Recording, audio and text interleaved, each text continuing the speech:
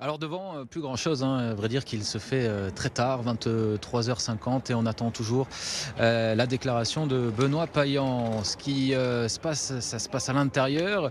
La garde rapprochée, du maire sortant est présente dans les locaux. J'ai aperçu Anthony, Crémeyer, Ahmed Edadi, Pascaline Lécorché rentrés par l'entrée principale, mais beaucoup, sont rentrés, par, d'autres biais et je n'ai pas pu apercevoir, tout le monde. Ce qu'il se passe, c'est surtout que cette prise de parole, elle est ralentie. Pourquoi ? Parce qu'il y a encore quelques présidents de bureaux de vote qui ne font pas remonter les scores et Benoît Payan veut être absolument certain d'être en tête à l'issue de ce premier tour, ce qui n'est pas encore dans leur tête vraiment le cas. Ils pensent que Franck Alizio pourrait passer en tête si tous les derniers bureaux de vote qui n'ont pas encore rendu leur verdict l'étaient en faveur de monsieur Alizio. Donc ce qui se passe, c'est que les journalistes attendent dans une salle au sous-sol, une cinquantaine de journalistes présents. On attend donc que Benoît Payan veuille bien prendre la parole. Il ne le fera que lorsqu'il sera sûr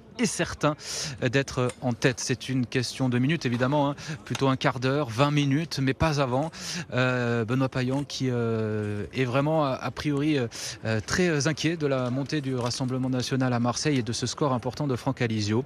Benoît Payan qui devrait donc dans son discours faire passer le message rassembleur. Cet entre-deux tours sera fait pour rassembler et rétablir un front républicain qu'il a manqué pour battre le Rassemblement national.